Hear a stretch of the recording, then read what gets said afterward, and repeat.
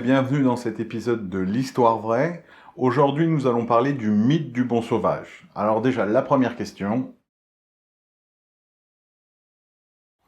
Ce mythe nous dit que les populations autochtones rencontrées par les explorateurs européens étaient principalement des gens qui vivaient dans la paix et l'harmonie, dans l'innocence la plus totale, tout nus, un peu comme des Télétubbies mais en moins flippant.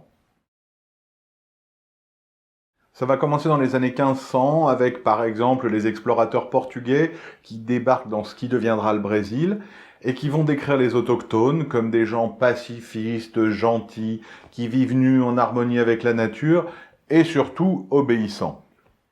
Et puis par exemple Jacques Cartier qui débarque au Canada et décrira les autochtones comme des gens ayant l'innocence et la pureté d'enfant. Et pour fêter cette pureté, Monsieur Cartier leur fourgue des fringues d'Européens, des crucifix, leur apprend le commerce inéquitable, histoire de pouvoir faire un peu d'argent sur leur dos. Une fois que les hommes de terrain ont eu fini de fantasmer les gens qu'ils rencontraient, ça a été au tour des hommes de lettres. Montaigne principalement, qui est celui à qui on accorde généralement la paternité dans la littérature du mythe du bon sauvage. Eh bien, Montaigne va écrire un livre qui s'appelle Des cannibales, dans lequel il va expliquer que ces populations primitives vivent en harmonie, dans la joie et la bonté, dans la paix la plus totale, et que ça n'est que notre civilisation occidentale qui pollue et pervertit toutes ces choses. Montaigne n'est pas idiot, et pour faire parler de son livre, au lieu de prendre des tribus pacifiques, il prendra des tribus cannibales, d'où le titre du livre. Ainsi, ça peut choquer le bon bourgeois européen et on va parler de son livre. Et d'ailleurs, le fait que Montaigne mette côte à côte le cannibalisme et l'état naturel, c'est bien la preuve que c'est pour faire un buzz, parce que dans la nature, justement, le cannibalisme est hyper rare, c'est vraiment une infinité statistique. Donc, ça n'a rien à voir avec un état naturel. Ce mythe sera repris par la suite, notamment par Rousseau, qui ne le cite pas directement, mais qui dit clairement que l'homme naît bon et gentil, et que c'est la société qui le pervertit. Donc c'est cet état naturel de béatitude dont Rousseau va reparler régulièrement. Mais attention, car même à cette époque, des gens comme Diderot trouvent déjà ce mythe ridicule. Il est d'ailleurs tellement absurde qu'aujourd'hui, pour encore oser utiliser ce mythe, il faut vraiment jamais avoir ouvert un livre d'histoire.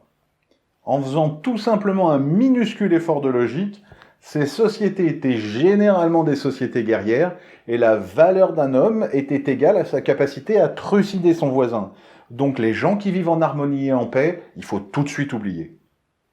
Trop souvent, lorsque je fais des recherches sur des sujets historiques, je vois des réflexions imbéciles sur des gens qui jugent les actes de société passés avec leur mentalité d'employés de bureau des années 2000.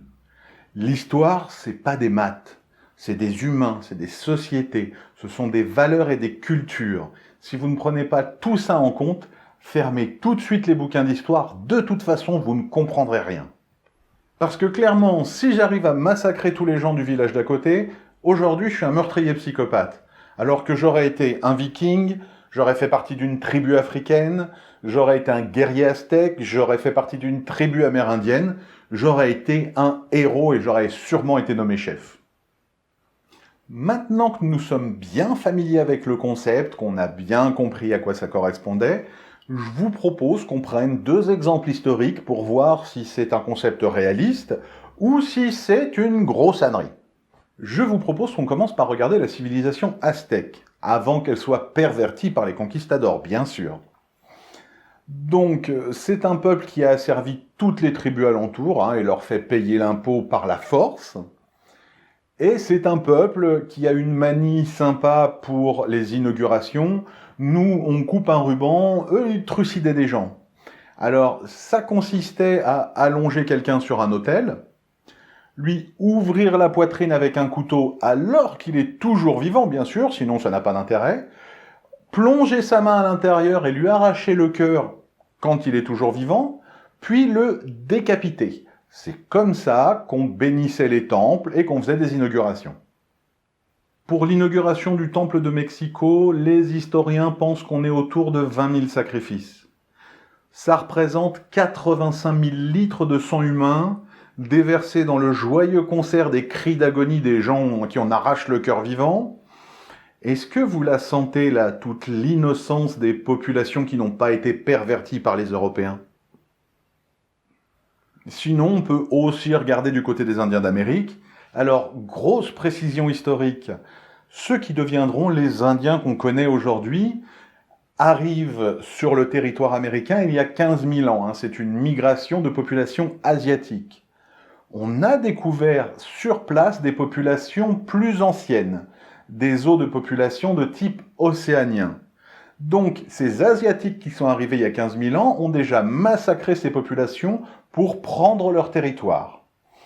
Ensuite, par exemple, pour les Comanches, le territoire qui leur a été volé par les Rangers américains et par l'État du Texas, c'est un territoire que eux avaient déjà volé aux Apaches en leur faisant la guerre et en les massacrant. Donc, pour ce qui est des populations qui vivent dans la paix et l'harmonie, là aussi j'ai un tout petit doute. Et maintenant, comme les règles sont faites pour qu'on les enfreigne, je vais donner mon avis sur ce mythe parce qu'il y a quelque chose qui me gêne beaucoup.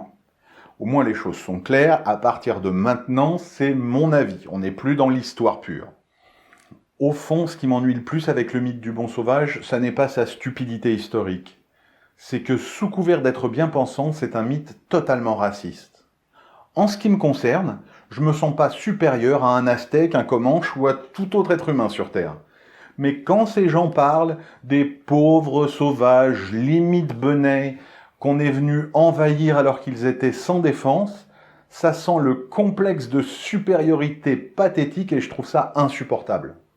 Quand je lis l'histoire de ces peuples, moi je vois juste deux civilisations guerrières qui sont entrées en conflit, comme c'est arrivé des milliers de fois dans l'histoire de l'humanité, et tous les conflits ont un gagnant et un perdant. Ça n'est pas d'ailleurs toujours le mieux équipé qui gagne. Demandez aux Français et aux Américains ce qui s'est passé au Vietnam et demandez aux Russes ce qui s'est passé en Afghanistan.